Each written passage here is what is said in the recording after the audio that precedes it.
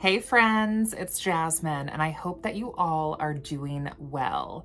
If you're new to my channel, welcome. I am a witchy content creator here on YouTube and several other platforms as well, so check out my links down below. And if you are a returning subscriber, it's good to see you back. Thank you for coming back, and let's get into the video. I have not filmed in so long. This really feels weird to like sit back in front of the camera again. I think that I just like want to talk. So I'm just gonna make this probably like a vlog. But today is like a weird day. Be going and this is weird.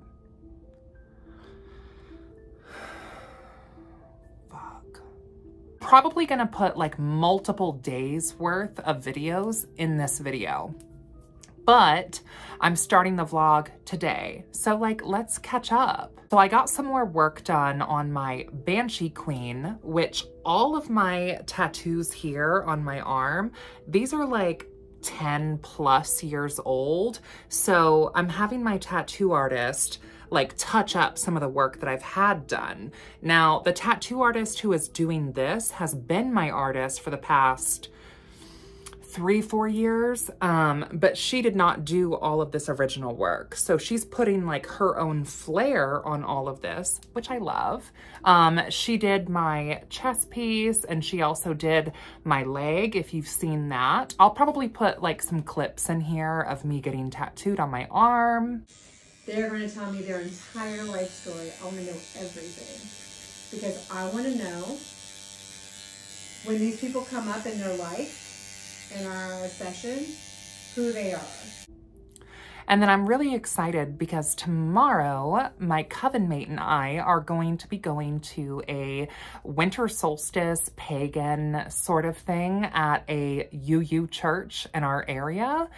Okay, so I am currently editing this video. We did not go to that winter solstice event. And the only reason why is the day of, I started to get like a really spicy migraine, so I canceled. And I'm really bummed that I missed it. But you know, you gotta put yourself first. And I wasn't feeling well, and I knew that going to an event like that, I wouldn't have been able to enjoy it the way that I wanted to. So I did cancel. There's always next year, and so hopefully I can make it to that one. I'm looking forward to them hopefully doing something for like the spring equinox or even Imbolc maybe. A Unitarian Universalist, which I'm a little bit nervous about. However, I am currently a student in the Red Thread Academy, which is a traditional witches folkloric academy, which is amazing. I'm in my year 2 right now. I can't say enough good things about it. I'll like post a link here or something if you would like to check it out for yourself. But in the year 2, one of the things that is asked of you is that you attend 2 to 3 rituals or events and sort of reflect and journal about it. So I'm excited to go, and I'm going with a friend. So that definitely helps because it can be kind of nerve-wracking to go to an event by yourself. Also, it's at a church, which, you know what I mean? Today, though, is going to be an especially weird day for me. And I've kind of shied away from talking about this on my channel just because, like, it's kind of sad and kind of ugly. I think I'm at a place now where I'm ready to talk about it with you guys. My biological father, who, like, I've met maybe a couple dozen times, if that, in my entire life, recently passed away before Thanksgiving. And I have felt weird about that, right? Because he's my biological father, but I also have like a dad. And my dad, we're not biologically related whatsoever, but that's the man who raised me. But he's not my father, you know? And I found out through a text message that my father was really sick and was likely going to pass. And my aunt had informed me about it and offered me to fly out to go be with my father, my dad's sister, my aunt. And I declined because I can't really just drop my entire life and fly across the country to go sit with him. Also, like, it's 2023, like, we can just like video chat, right? Losing a parent is so weird. When I lost my mother in 2016, it absolutely gutted me from the inside out. We were so close.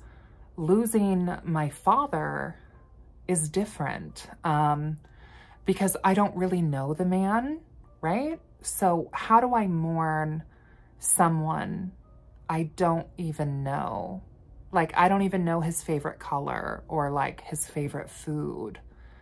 And he doesn't know that about me either, to be fair. Like, we don't really know each other. We never really got a chance to know each other. So how do you grieve someone that's a stranger, right? It's kind of weird. And so I've been kind of battling with feelings around that. Like, how am I supposed to feel, right? Like, I feel like I should feel something. And I know that however you feel, or I feel, I'm just kind of talking to myself, I think, at this point. However I feel is valid, right? And I get that. But I also have like a long history of compartmentalizing. So I'm really trying to like not just throw the trauma behind like a locked door and actually handle it as it comes up, which is a lot easier said than done. I know that my father has been cremated, and there's going to be a celebration of life for him in June of 2024.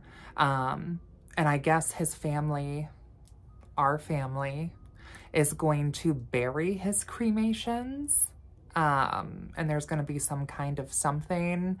I'm not 100% sure if I'm going to go or not. Like, part of me feels like I need to go, but I think that's also just like a biological part of like my hardwiring and my brain that like I need to attend my father's burial. But also, I don't really know him, so I don't know what that's really going to bring for me. I would like to meet more of that side of the family, considering I really don't feel like I know any of them, and like my blood is half them. It's so complicated. It's so complicated. The last time that I actually talked to my father was in 2016 after my mother passed away, and he called me mostly just to like talk at me. He was pretty inebriated at the time, which is not unusual for him. And he was telling me about my mother and how horrible she was, and just kind of talking at me about grief. And not once in that conversation did he ever ask me how I was doing. And it was a really awkward and weird phone call. And that was the last time that we talked. And then before that, like, I can't even really remember. Later today, I'm supposed to have dinner with his sister, my aunt, and I haven't seen her also probably since my mother's celebration of life. So it's been about 10 years. And before that, I can't even remember the last time that we saw each other. I might try to like include some videos or pictures or something of my dinner with her tonight. I'm really nervous about it. Yeah. Okay. I'll talk to you guys later.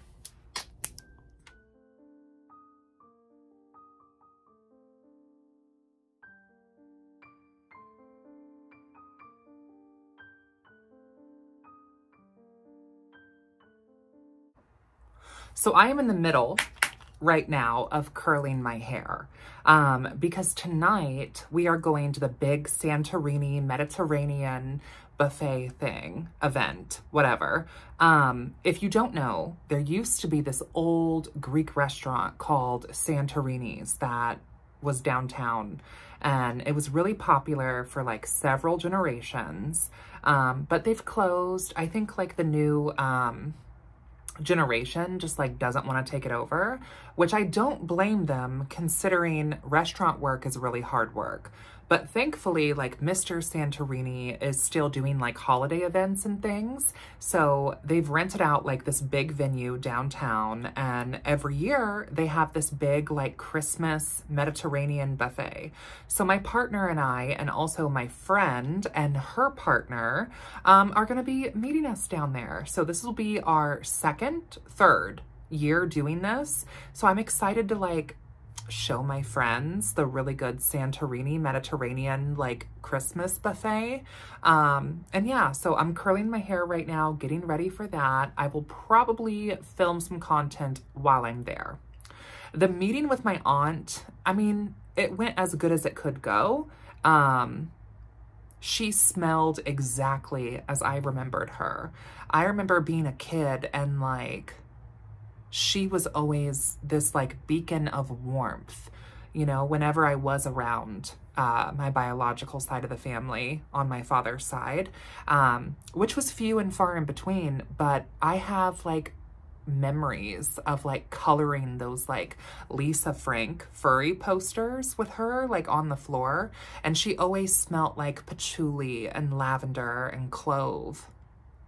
And you know, it's funny because when I met her the other night and we got drinks and food and whatnot, like she smelled exactly as I remembered her smelling.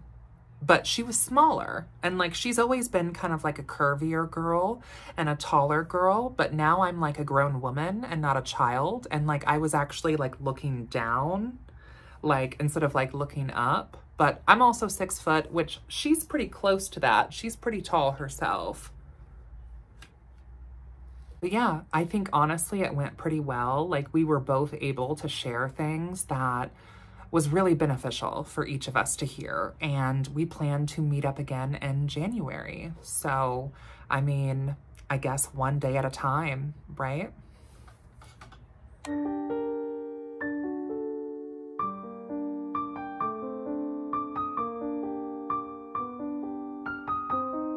So in our tradition, on winter solstice, we keep a vigil fire, which is a fire that is tended to all night long to prevent against negative spirits and ill fortune befalling upon the home. So this candle is lit on solstice through the eve of solstice into the next day.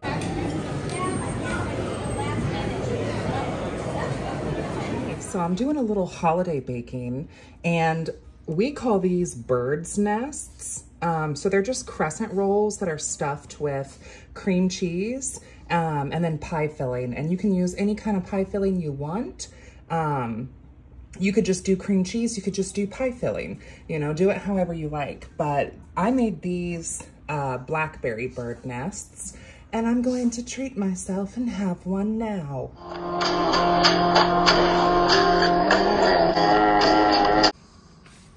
Witchy? Could you find any witchy cards? Yeah.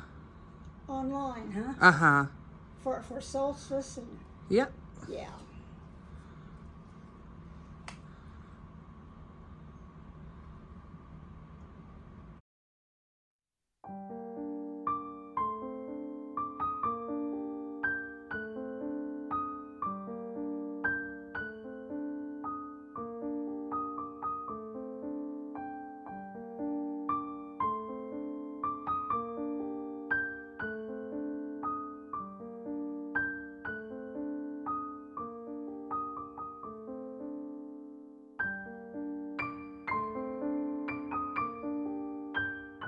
Hope that you all enjoyed this kind of short and sweet little winter solstice vlog.